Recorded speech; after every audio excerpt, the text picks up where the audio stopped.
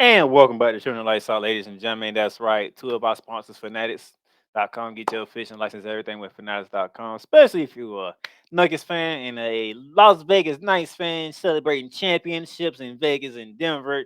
And Paramount Plus, get ready to watch all types of live sports, breaking news, any shows that you like from Nickelodeon, CBS to Comedy Central, all with Paramount Plus. So, as y'all can see here, those who are watching on Facebook, Twitter, and YouTube, it's time to talk WNBA because we are in the second quarter of the WNBA season. And to begin us, we're gonna recap the weekend that was in the WNBA. Beginning with Friday. Friday night, we had two games, the Mercury and the Mystics, and the Lynx and the Spartans. Beginning with the Phoenix Mercury and the nation's capital take on the Washington Mystics. Without the service of Diana Taurasi and Brittany Griner, you can see how wide this game with the way it is, with the Washington Lynx winning by 1988 to 69 on the day. Elena Della Don 17 points. Skies with 16, Atkins with 11, Mean with 14. That's a all around effort. When we're going out with the Mercury had 20, Cunningham with 13. But when you're shorthanded like the Mercury are without Diana Taurasi and Brittany Griner, there's only so much you can do. As you can see, the Mercury shot 39% from the field, 32% from three. Just wasn't a particular game for the Phoenix Mercury. But those things that happened does the Mercury fall to 2-7 on the season, and the Misses go to 6-4. The nightcap for Friday night, we saw the Minnesota Lynx in the bright light city of Los Angeles to take on the LA Sparks. Close contested game in the Minnesota Lynx 77-72 over the Sparks. Minnesota got their third win of the season Friday night. Natasha Collier, 25 points with 6 rebounds. McBride added 16. They did just enough. They had some bench up as well. Mitchell came off the bench with 10.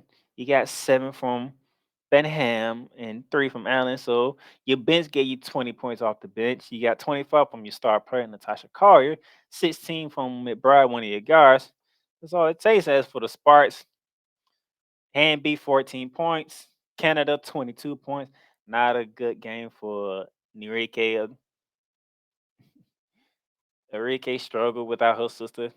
Her sister came off the bench dealing with I think she was dealing with a shoulder injury, if I'm correct. Chanel Agruma Katie was dealing with a shoulder injury. So she missed a couple of games. She came back from coming off the bench, but Enrique struggled, only 8 points, 2 for 9 from the field. Tough loss for the LA spot that dropped them to 5-5 on the season. Look at the team statistic here: 51% shooting for the Lynx. Sparks shot 43 at home. 3-point shooting was not good. 35% for the Sparks, 32 for the Lynx, but it didn't matter. Both teams shot 68% from the free throw line. Uh, Nevertheless, the Lynx got their third win of the season and can't be mad at that. They got their third win of the season. That was Friday. Saturday, we had one game on the docket. The highest scoring game of the season thus far took place in Big D, Dallas, Texas, when the Dallas Wings hosted the Seattle Storm. And the Storm took it 109 to 93. The highest scoring game of the season. We talking 212 points scored for the Storm. All starting five scored in double figures, led by none other than the leading scorer of the WNBA, Jewel Love, dropping 39 on the day. She wasn't gonna be outdone because Enrique Gumawale, 41 in a losing effort. Sabla gave you 25. Howard gave you 24 and 10. But man, when the entire starting five hit double figures and the leader almost dropped 40, man, I don't know what to tell you. But a high scoring affair back and forth, Seattle jumped out to a 4-point lead after one. Then they came back and added an 8-point lead at halftime. The Wings came out storming after halftime. They took a 1-point lead. going into the fourth quarter, and then 35-28 Seattle. That's all it took to win by 6. 109 and 103. What a game. Jewel Lloyd, she has made a strong case to be in the All Star game. She has made a strong case to be part of the MVP conversation, to say the least, because the Storm has 3 wins on the year. They're not particularly out of it yet, even though we are one quarter of the way through the season. Yes, they got 30 more games left from Saturday night. But she is doing all she can for the Seattle Storm, man. It is ridiculous. She is the leading scorer, and it's not even close. She is scoring at every Will West way. Look at the stat: 12 for 21, and it's sufficient. 39 at that. 12 for 21, 7 from 12 from three. Oh man, Aguma Wale, same thing with her 41 points: 13 for 24 from the field, 7 for 14 from three. I mean, they put on the show. But hey, Seattle Storm got it. Let's see what they do. And then Saturday, that was Saturday. We go to Sunday. Sunday was a loaded slate Sunday. As you can see here, Mercury was at the Liberty, Dream was at the Fever, Sky was at the Mystic, Sun was at the Sparks, and Lynx were at the Champ Aces. And to begin off, my New York Liberty hosted the Phoenix Mercury without the service of Diana Taurasi and Brittany Garner for the Mercury. And for us, we did not have Sabrina Ionescu for our second game of this. And yes, you can see 89-71 with the win. Nevertheless, I did see the Liberty started to look bad. So 2 of our 3 losses this season were which we had double digit leads and we lost them. It almost became a third one at home again because at one point we was up 20. I think the lead has got bigger. The lead was as big as 20, if I remember correctly. 22. And then the Mercury got it down to 8 in the fourth quarter before the Liberty finally put the finishing touches on this game. Does win it by 18. Sophia Cunningham, she put on the display in the second half. She finished with 27 points, 9 for 15 from the field, 5 for 10 from three. She did not let her team just get beat up and mollywop. She helped them fight back into it to the closest 8. And then Brianna Stewart, Stewie, 28 and 14, 7 assists. John Coyle Jones, he's slowly coming to form. Slowly coming to form. Her first double double as a New York Liberty with 13 points, 11 boards. It's good to see her, but she's slowly coming aboard. You know, she's working her way from that surgery on her, I will say her foot, but we giving her time. She's slowly coming. Uh, and it's also a good opportunity to see us without Sabrina and Nescu. Now we can see what we need to work on more and more, and Sabrina get to see what she needs to work on before she comes back. Because as of right now, and I'm gonna show you the team stats here. We shot 48% from the field to the Mercury's 42. We shot 35%, close to 35% from three. Mercury shot close to 32% from three. Nevertheless, we had the biggest lead of 22. It got cut to 8 at one point. We never trailed, nevertheless. But before I move on to the next game, we have some things to work on, okay? Well, we gonna figure it out because right now we are behind the Kinetic Suns and the Las Vegas Aces. Okay, of course the Aces are dominating everybody, and we're gonna see in a bit when I get to them in that game against the Minnesota Lynx. And the Kinetic Suns, they are balling as well, but we gotta be able to hold on to leads, which is good. We was able to hold on. They came back, but we was able to finish it off, which is good for us. But we gotta be able to hold on to leads here. And as the season continues to progress, we should get better and better and better to the point where we look like the superstar team that everybody is expecting us to look like when all these trades happen and Brianna Stewart comes over and Courtney Vandersloot comes over and all this other stuff. But we'll get there. We'll get there. Just a little scared right now because we are prone to blowing big leads now. And I don't like that for us.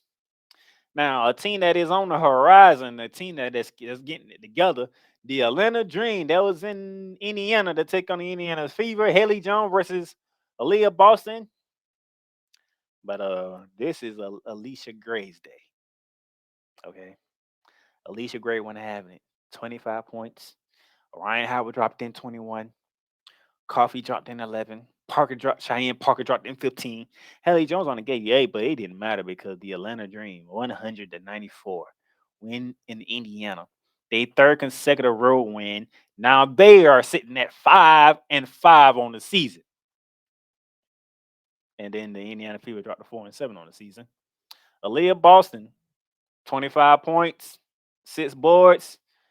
She's doing her thing. She's finding her way. Mitchell also added 24. You got 12 from Smith. But the Atlanta Dream, man, they are starting to put it together. Ever since they inserted Haley Jones in that starting lineup, they have been winning. They have been winning, and then it's good to see the team down in the ATL doing some good things. So we still keep it up. They at 500 right now at 5-5 on the season. They're looking pretty good right now. Look at the team statistics here. 56% shooting from the Dream, 47% from three, 79% from free throw. I mean, everything that looks better than the Fever except for the free throw because the Fever shot close to 83% from the line.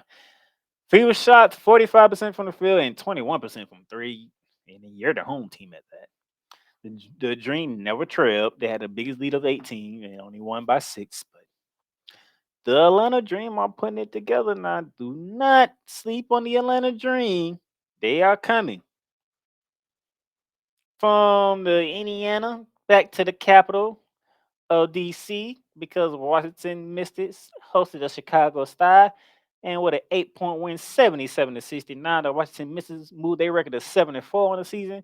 The Chicago Sky dropped to 5-7 on the season. Atlanta Don 20 points, 6 boards. Sky gave you 16. You got 12 from Austin. And it was that's a terrible day for the Sky. I mean, Kaylee Cooper, 8 points. Williams, 2 points.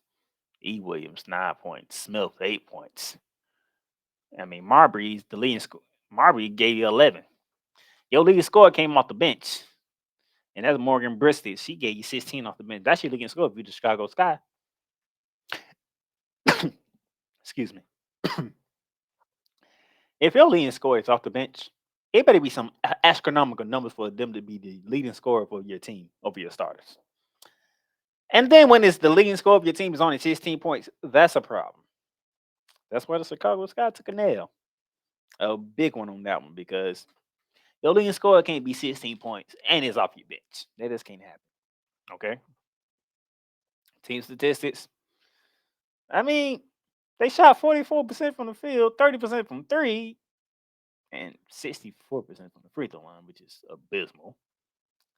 I mean, but the Mercury shot 39% from the field, 33 from three, 84% from the free throw line. It was the free throw line that got y'all beat.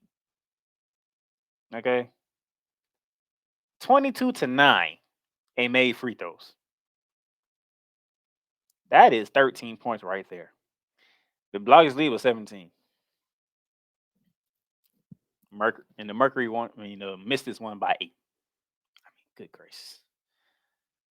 Then that brings us to the City of Angels again from the nation's capital because the LA Sparks trying to bounce back, but they going against the Kinetic Suns, and the Kinetic Suns with an 83-74 win over the LA Sparks, moving their record to 9-3 on the season. This team here, I mean, Dewana Bonner 20 points, Alicia Thomas 16 points. You got Brianna Jones with 17 points. That trio right there is a problem. Bonner, Thomas, and Jones, that trio is a problem. Look at this. That is 50. That's 53 points between them three. And they scored 83. The rest of the team on had to get them 30.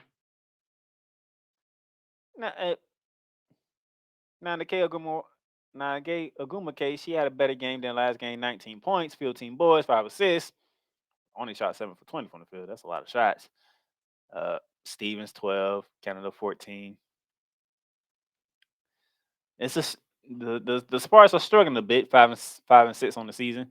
Like I said, the Kinetic Suns are 9-3 on the season. All right. Good Lord.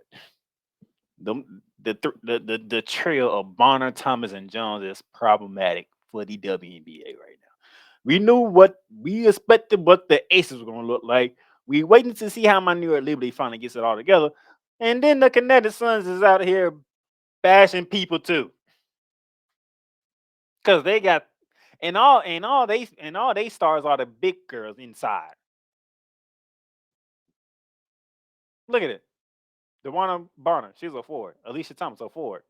Brianna Jones, a forward.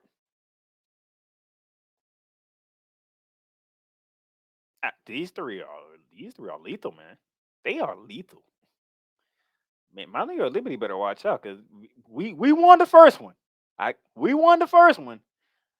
But when we meet them again, it might not be the same story because them three ladies there, it's a handful. Okay, they are a handful. Go to the team statistics here.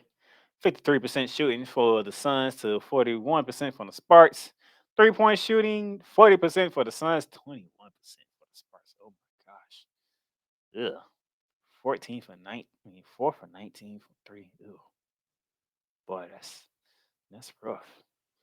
That is rough. But hey, the Sparks, they had an 8-point lead at one point, but the Sun wasn't having it. They just wasn't having it. And then finally, we get to the most dominating team in the WNBA, and that is the reigning defending WNBA champions, the Las Vegas Aces. As yet again, they won their fourth game this season by at least 25 points. They are 11-1 on the season. 93-62 of the Minnesota Lynx.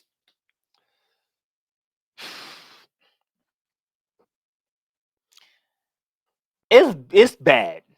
It's bad when you can win by 32 and the reigning league MVP, reigning finals MVP, and Asia Wilson only scores 8 points, but grabs 14 boards.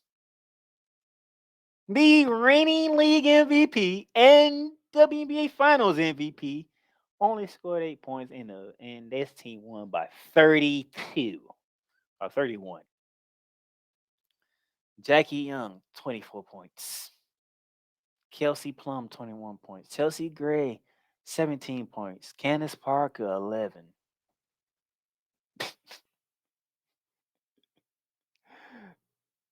It don't matter. Any of the five can go off. Any of the five can go off at any given moment. Jackie Young has put together back-to-back 24-point games. Well, I think she had like 20 in her last game. She come back and dropped 24. Kelsey Plum just goes for 20 whenever she feel like it. Chelsea Gray can go for 20 and then have like 10 dimes whenever she want to. Candace Parker and Adrian wasn't a walking doubles whenever they feel like it. And we still ain't seen much from the bench yet. We had that one game from um, Kristen Bell before this game when she went off and dropped 11. Alicia Clark still hasn't been a factor yet. Stokes hasn't been a factor yet. This is what makes it scary with this darn team. And Becky Hammond is just Becky Hammond is literally just letting her girls have fun right now. Literally. Look at the minutes: 24 minutes, 25 minutes, 26 minutes, 25 minutes, 30 minutes. Like what? I mean, let's also call your. I mean, you ran into a buzzsaw, which is the defending champs. You scored 18, gave you 7 boards, but y'all went into a buzzsaw that's just the defending champs, and this is what the defending champs have been doing to people. They've been smacking people around. And I think sometime next week we get our first opportunity against the Las Vegas Aces, and I'm looking forward to it. And I'm also not looking forward to it because I don't want Sabrina Priesby back before we play the Las Vegas Aces. 'Cause I need to see us how we match up with the Las Vegas Aces. Because Lord have mercy, matter of fact, I need to find out when is that game. When do we play the Las Vegas Aces, and where is that game being played at? Because they smacking everybody. We played them on the 29th, and it's in Las Vegas. That's the first matchup with the defending champions is in Vegas when my Liberty go there on the 29th. The 29th, that will be a Wednesday. No, that will be a Thursday. That would be a Thursday. And then the next time we make them will not be until when? Well, it might not be until August. Yep, August 6th. And that will be in New York.